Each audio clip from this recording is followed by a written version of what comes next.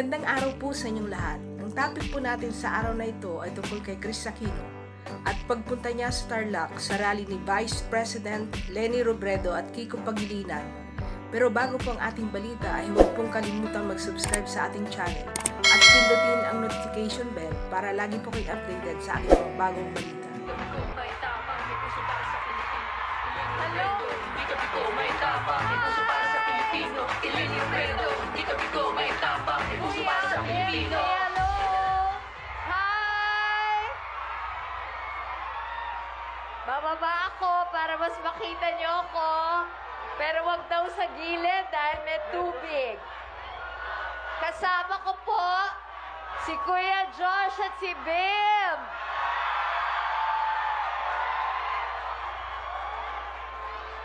I think, alam niyo namang lahat po na may pinagdadaanan ang kalusugan. Gusto ko po magpasalamat sa inyong lahat. Kailangan nandito yung dalawa dahil kailangan nila akong alalayan. Okay. Dito kami daw. Sige. So, para dito muna tayo. Kasi kasama ko naman yung dalawa. So, wag daw ako dyan. Si paring Ogie said, dito lang ako. I love you! Mom, dear na lang. Forgive me kung medyo ma-emotional ako. Alam niyo po, yung tatlong kapatid ko nandito.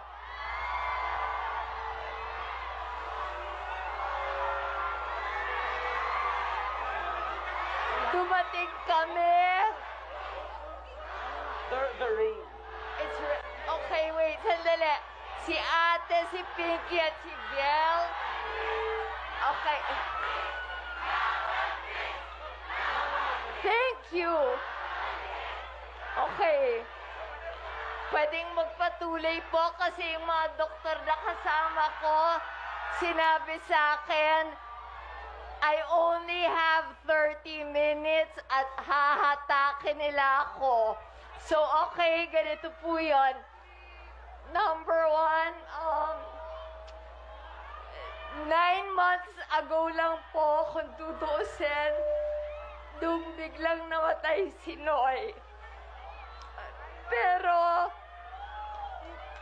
nalaman ko kahapon na ayoko. Hindi ako pang Senado. Okay, sandali. Pwede magpatuloy ako. Okay, ganito yun ha. I only found out yesterday na sa Tarlac pala ang rally ni VP Leni. So, sabi ko, I'm going. And nobody can stop me. Ganun po. Okay, kung alam nyo lang yung nervyos na binigay ko sa lahat. Pero I said, for my dad, the Filipino was worth dying for. Para po sa akin, ang umapak dito sa Tarlac is worth all the risk. Dahil kailangan ko pong magpasalamat. Hindi nyo kami iniwan. Hindi nyo kami pinabayaan. Well, at least kayo, except for your you-know-who. Pasensya na, ha? Thank you. Sorry po, Sorry, sinabihan akong huwag makipag-away. Pero, Nabubwisit po talaga ako. I'm sorry na hindi ako yung mabait na Aquino. Ako lang po ang ganito sa pamilya na sasabihin ang totoo. Dahil nakakabwisit talaga yung walang utang na loob.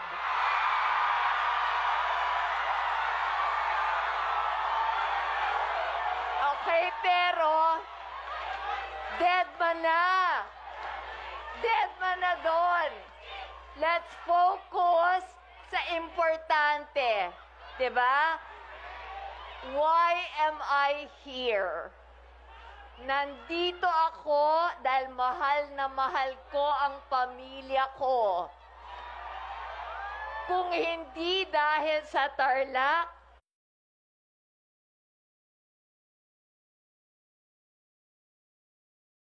S. Aquino Jr., that would be my dad na pinanganak sa Concepcion, nag-mayor, nag-vice governor,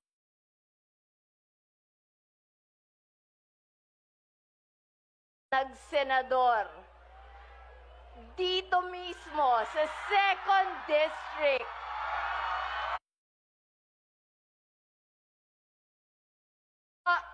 Si Noy nagsimula. Binoto niyo siya noong 1998. Pinagkatiwalaan niyo siya, wala nang lumaban noong 2001 at noong 2004. Noong 2010, binigyan niyo siya ng 76% of the votes. Ako po, marunong tumanaw ng utang na loob.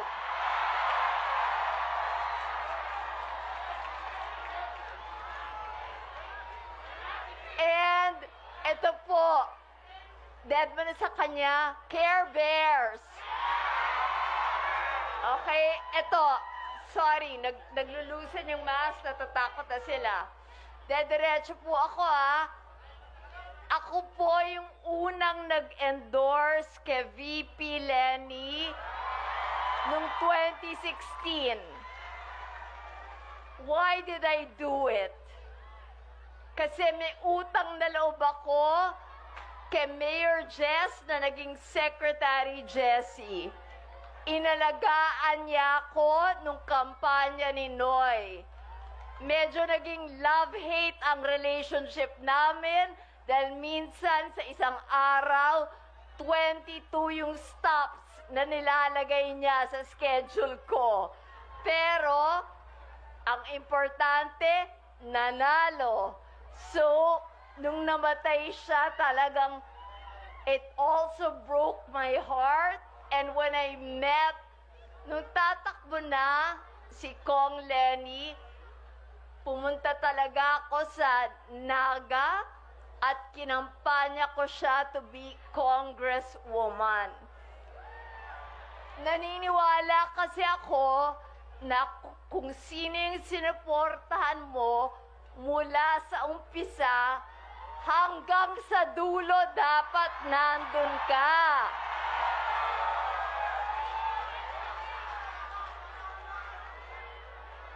Actually, alam niyo po kung bakit ko talaga siya gusto? Kasi I judge a person based on the fact na nanay ako, nanay siya, ang ganda ng pagpapalaki sa mga anak niya. Lahat masisipag, yung 3 daughters, lahat sila magalang, madasalin, meron po siyang magiging doktor, merong isa na naka-scholarship sa New York, yung oldest po, nag-masters pa sa Harvard, hindi peke.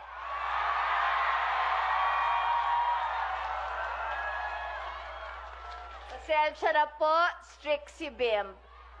Pinapalitan po yung mask.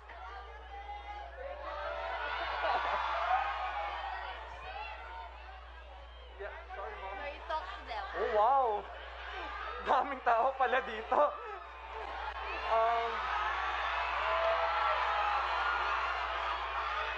Thank you po for coming and supporting Ma'am Lenny po. Maraming salamat po. Kuya, you just say, I love you to Tarlac. I love you, Tarlac. I call ako tomorrow. What did you say? Pasensya na, kasi po, si Kuya, kasi paalis lang po kami talaga dahil kailangan ko magpa-medical treatment at kumonsulta sa mga eksperto. Pero halos 1 year and a half, sa Alto po siya nakatira.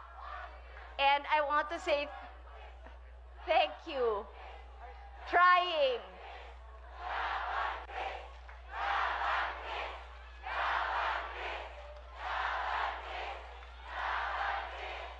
Of course, para sa inyo, para sa kanilang dalawa, at para dun sa mga excited na mamatay ako, syempre, lalaban.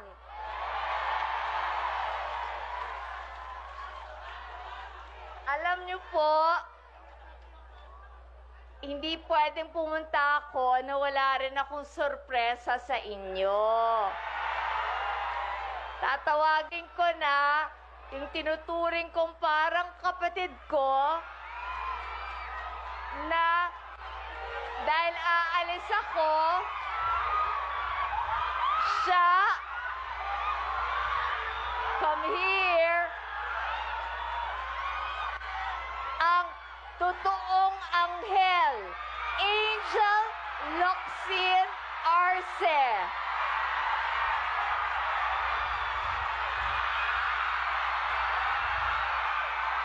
Hi, Jel. Okay. Magandang gabi, Tarlac! Ate, maaari ba akong magsalita at bumate sa inyong hometown? Of course. Sa totoo lang po, Okay na. nais ko pong sumabay sa inyo dyan sa crowd. Jel, Sama-sama tayong makikinig. maripis daw yan. Baka malaglag ka. Pinagalitan ako na ate ko. Dito Gusto lang ko daw lang- tayo. Okay. Oh. Gusto kong pasalamatan lang, of course, si Ate Chris for inviting me dahil mas nais ko nga po sanang sumama sa inyo sa crowd pero sabi ni ate, magbigay pugay daw po ako sa inyo na lumabas dito kahit umuulan, uma-attend! Rain or shine, walang excuse, lumalabas! Kasi yan naman ang gusto natin sa isang tao, hindi po ba? Kapag hahanap ka ng kaibigan o karelasyon, kailangan laging nadyan pag kailangan mo, hindi kapag tuwing eleksyon lang. Jel, Yes, pinatatamaan mo ata ako dyan. Ate, Aray! Ouch! palagi kang lumalabas tuwing may sakuna, kagaya ni VP Lenny. Hindi, sinabi mo yung may karelasyon. Nandito ba siya? Hindi naman siya nandito. Hindi, di ba? Ay, sorry, Di ba yung isa, Ah. nasa Uniteam? Yung ex? Oh, wag niyo iboto yun, ha? Sayang ang boto dahil hindi marunong tumupad sa mga pinangako. Dead ba, please? Okay? Wait lang. Jel! Jel, tapusin mo yung salita mo. Ate, pinapagalitan mo ko dyan eh. Hindi, kasi No. nagbanggit ka pa kasi ng karelasyon eh. Yes. Baka may masabi pa ako masama tungkol doon sa isa pa. Oh, Pero sasabihin ko lang po, total nandito na rin po ako at bihira lang po ako aakyat sa stage kasi hindi naman po ako talaga sanay umakyat sa stage kahit artista ako. Mas gusto ko po kasama ko po kayo sa crowd. Kaya po ako lumabas dito dahil naniniwala po talaga ako kay VP Lenny. Si VP Lenny, kahit na ano na pong ibato nyo sa kanya, sabihin na natin lahat ng intriga, lahat ng fake news. Pero walang makakadinay sa lahat ng bagyo, sakuna, pandemya, hindi nila tayo pinabayaan. At ganyan ang kailangan natin, yung taong nadyan para sa atin, hindi yung tuwing kailangan lang nila tayo. Tama po ba? Ayan po. Sige, Ate Chris. Ewan ko sa'yo. Paano na sinabi mo? Okay, hindi. Ito na ang masasabi ko po. Ako kasi, dahil nga paalis, sinabi ko, gel favor, nakakahiya. Hindi talaga ako makakaikot. Please, pwede bang ikaw ang mag-represent sa akin? Hindi man pinag-isipan, sinabi niya, of course, ate, akong gagawa para sa'yo. Alam niyo po, the reason na ang puso ko na kay VP Lenny, simpleng-simple. Kasi po, I will reveal a secret because alam niyo naman ako, madaldal. Nung namatay po si Noy, may sulat akong nabasa na in-address niya kay VP Lenny. Hindi po napadala ito. I will not reveal kung ano yung ibang laman nun dahil confidential na yon. Pero merong isang paragraph na talagang tumama sa puso ko.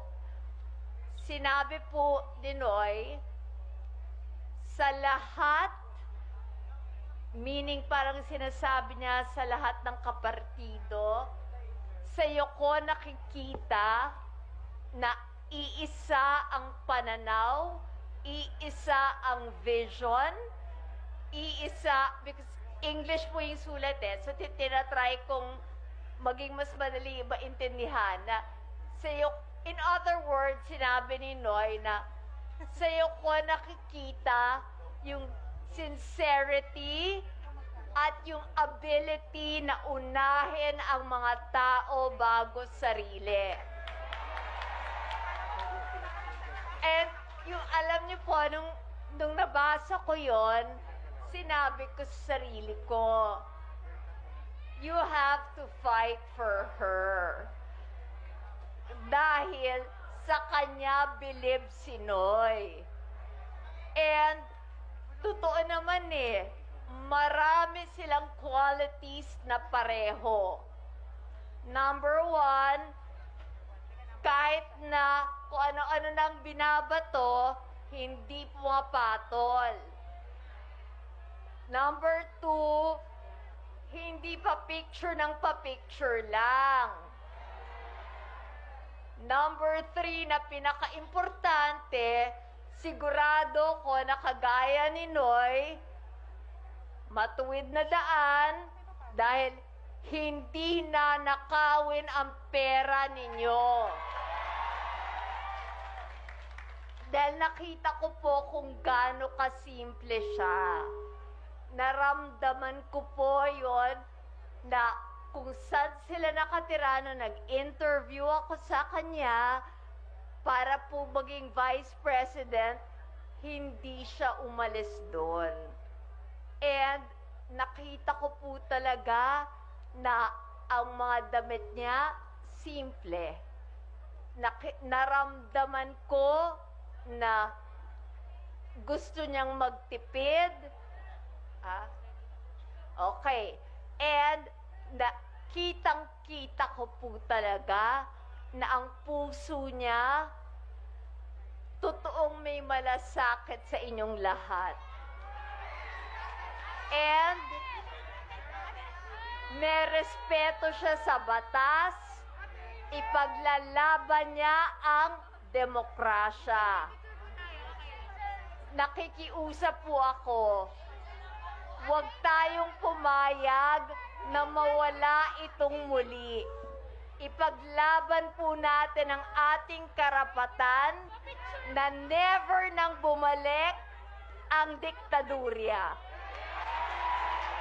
And nandito po, it is my pleasure and my honor dahil nandito ako sa Tarlac, ni-request ko na akong gagawa nito, our future president. Because the last man standing will be a woman. Leni Robredo! Hindi ka bigo, may tao. Stress ka, but I'm here. Maraming salamat, Chris. Palakpakan po natin. Chris Aquino, alam po natin kung gaano niya ako kamahal at pumunta siya ngayong gabi. Kung alam mo lang ang reaction ni Boyet, na anxiety attack Ako din, na. Chris. Ako din. Nalaman ko Okay, dito but you know me. Maraming Hindi ako salamat. magpapapigil. Maraming salamat. Palakpakan ulit po natin, Chris Aquino. Can I just ask you one question? How does it feel na hindi ka humahakot ng tao, pero everywhere you go, parami ng parami ang nagpupunta, dumadami ang kakamping, at pinaparamdam sa'yo na mahal ka nila, ipaglalaban ka nila. Siyempre, sobrang...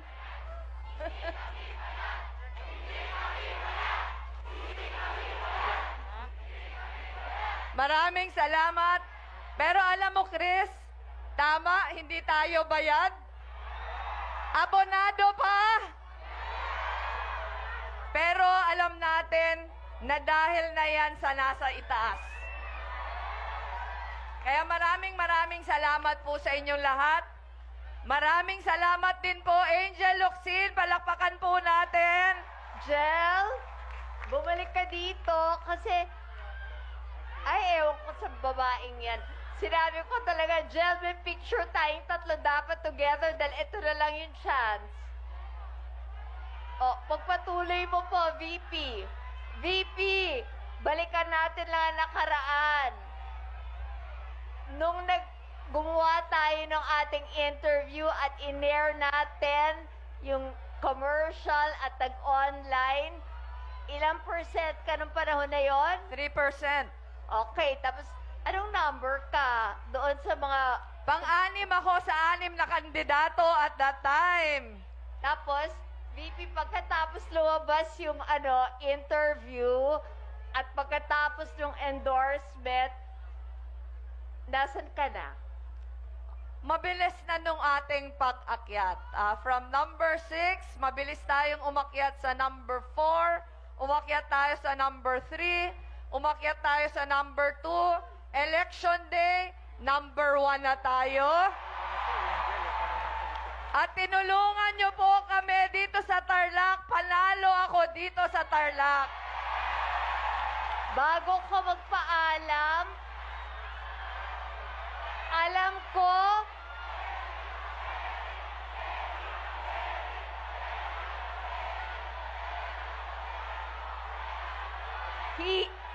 bago po ako umalis at magpaalam, oh my God. Okay, sorry. Hihingin ko po ito. Sana iregalo nyo po kay Noy ang boto nyo sa Mayo. Please. Sana po hindi niya kayo pinabayaan. Kukulitin ko siya na kung anong alaga ang ginawa ni Noy, ganun din ang alagang gagawin sa Tarlac. Please, bago ako magpaalam sa inyong lahat, iboto nyo po si Leni Robredo. Kung tutuusin, siya po ang dapat naging kapatid ng mga kapatid ko. Dahil siya yung simple. Ako po, ewan ko, baka nagka-switching ng mga baby. Okay. Thank you, VP. I did this for you. I did this for my dad, my mom, for Noy. But most of all, I did it for the future of Kuya Josh and Bim. Kasi gusto ko na ang Pilipinas nasa mabuting kamay. I think lahat naman tayo, kung magulang ka, handa kang gawin ang lahat, masigurado mo lang na okay ang yes! No alam nyo, gusto nyong gumanda ang buhay ng mga anak ninyo. Ayaw nyong pagdaanan nila yung hirap na pinagdaanan ngayon na may pandemya. I love her because on her own initiative, siya mismo ang nag-vaccine sa napakarami. May I ask ilan? Hindi ko, Chris, alam. Pero dito sa Tarlac, nagkaroon po kami dito ng Vaccine Express sa Kapas. Ayun. Nag-vaccinate tayo ng mga AITAS sa Kapas. Kaya si may mga taga-Kapas dito, nag-vaccinate tayo sa kanila. Yun Kasi 'di ba, talagang pusong nanay. Kasi importante for me na sana unahin muna ang kalusugan ng lahat. Dahil paano babangon ang ekonomiya kung hindi malusog at free na, hindi na takot sa pandemya ang mga Pilipino. At sa kanya, dahil may anak siyang doktor, alam ko na ipa-prioritize niya. Tama ba? Tama. Talagang priority po natin kalusugan. Alam po natin na dapat kahit walang pambayad, hindi dapat nawawala ng serbisyo, dapat nakakabili pa din ng gamot, nabibigyan ng serbisyo, at yung kahirapan hindi nagiging sagabal para makakuha ng medical assistance. Yay! Laki ng bills ko. Okay. VP, I love you. Time's up na. Tinawag na ako ng aking mga doktor. Maraming salamat po sa inyong lahat. Huwag niyo siyang pababayaan dahil sigurado ko kayo aalagaan niya. Bye!